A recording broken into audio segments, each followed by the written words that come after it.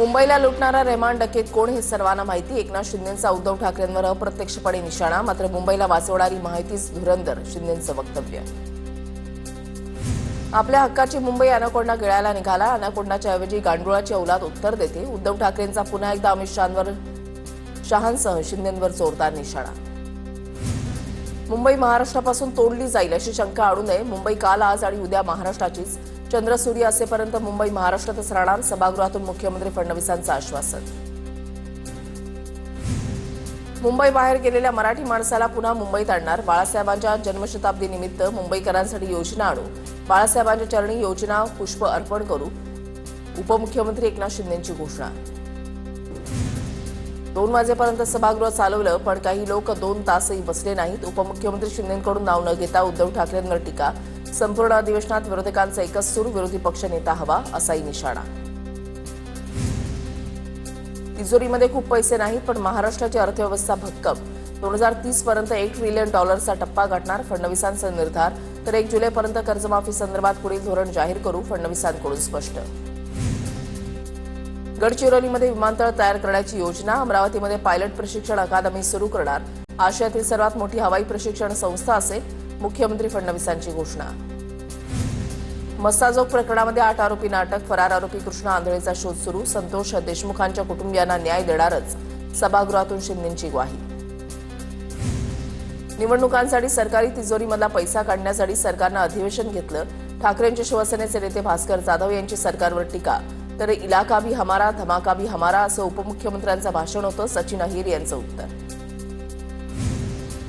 अधिवेशनातून विदर्भाला काही मिळालं नाही, पत्रकार परिषदेमध्ये विरोधकांचा हल्लाबोल, निवडणुकीचा जुमला असं अधिवेशनाचं नामकरण करता येईल, अधिकाधिक लक्षवेधी मुंबईच्या प्रश्नावर होत्या, विजय वडेट्टीवारांची टीका, तर 7 दिवसांच्या अधिवेशनामध्ये पुरवणी मागण्या मंजूर करून घेणं हाच एकमेव हेतू होता, जयंत पाटलांची सत्ताधाऱ्यांवर टीका।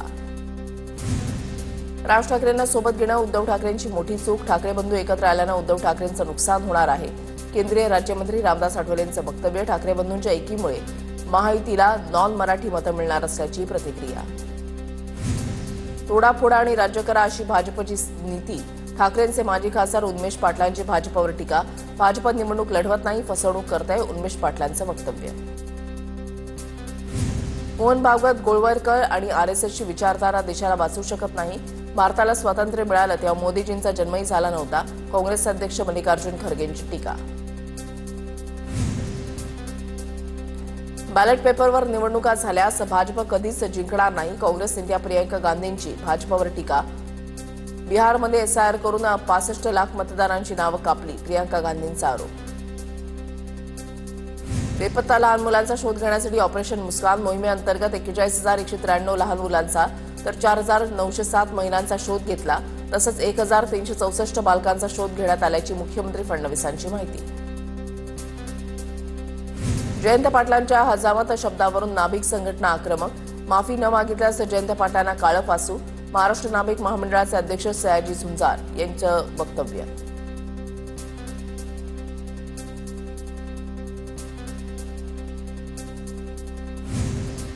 शक्तीपीठ महामार्गाची अलाइनमेंट बदलणार, फडणवीसांची विधानसभेत माहिती, सोलापूरहून पासून नवीन अलाइनमेंट आम्ही तयार केली, शक्तीपीठ मार्गाचे नवे संरेखन सोलापूर आणि सांगलीमधून नेणार, मार्गामुळे मराठवाडा आणि पश्चिम महाराष्ट्राचं चित्र बदलणार, फडणवीसांची प्रतिक्रिया। महिला डॉक्टर आत्महत्या प्रकरणामध्ये फलटणचे नाव बदनाम, रामराजे निंबाळकरांची रणजित नाईक निंबाळकरांवर टीका, भाजपच्या बदनामीचं मूळ कारण हे साताऱ्यामध्ये आहे, रामराजे निंबाळकरांची प्रतिक्रिया। राज्यातील सर्व 29 महापालिकांची निवडणूक एकाच टप्प्यात होणार, जानेवारीच्या 3ऱ्या आठवड्यामध्ये मतदान घेतलं जाणार अशी माहिती।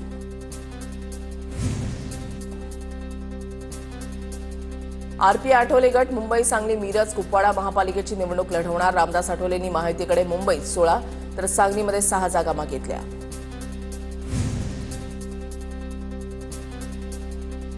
डोंबिवलीमध्ये 2.5 लाख लिटर जलकुंभ आणि पंपिंग हाऊसचा भूमिपूजन कार्यक्रम, भाजपचे प्रदेशाध्यक्ष रवींद्र चव्हाण आणि श्रीकांत शिंदे एकत्र, शिवसेना आणि भाजपचं मनोमिलन पाहायला मिळालं।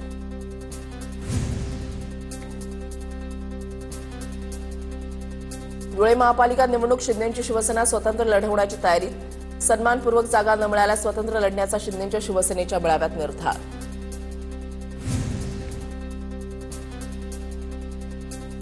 धुळे समाजवादी पार्टीचे माजी जिल्हाध्यक्ष वकील अन्सारी यांचा अजित पवारांच्या राष्ट्रवादीमध्ये प्रवेश. माजी आमदार फारुख शाह यांच्या नेतृत्वात पक्षप्रवेश.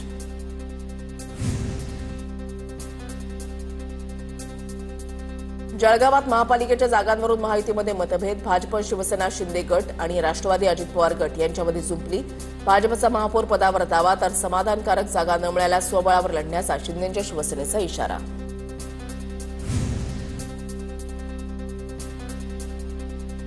जळगावात महापालिका निवडणुकीच्या पार्श्वभूमीवर ठाकरेंच्या शिवसेनेची बैठक. संपर्क प्रमुख संजय सावंत, उपनेते गुलाबराव वाघ, जिल्हाध्यक्ष कुलभूषण पाटील यांच्यासह पदाधिकाऱ्यांची उपस्थिती. आतापर्यंत निशाणे बरोबर लागले. येणाऱ्या निवडणुकीमध्ये सुद्धा निशाणा बरोबरच लागणार. खासदार श्रीकांत शिंदे यांचं वक्तव्य. कल्याण डोंबिवली महापालिकेच्या शूटिंग रेंजचे शिंदे यांच्या हस्ते लोकार्पण. मुंबईसह 13 महापालिकांना 74 कोटींचा निधी. निवडणुकीच्या पार्श्वभूमीवर नगरविकास विभागाकडून निधीचं वितरण. मुंबई महापालिकेसाठी स्वतंत्र 36 कोटींच्या निधीची तरतूद. मुंबईच्या खारदांडामधील शिवसेना शाखेचं उद्धव ठाकरेंच्या हस्ते उद्घाटन. उद्घाटन कार्यक्रमाला अनिल परवांसह इतर नेतेही उपस्थित होते. मीरा भाईंदर पश्चिम उत्तर इथे अनेकांचा मनसेमध्ये पक्षप्रवेश. जावेद खान यांच्यासह उत्तरमधील अनेक प्रमुख स्थानिकांचा मनसेमध्ये जाहीर प्रवेश. विधानसभा अध्यक्ष संतोष शिंगाडे यांच्यासह अनेक पदाधिकाऱ्यांची उपस्थिती. दहिसर आणि जुहू इथल्या उच्च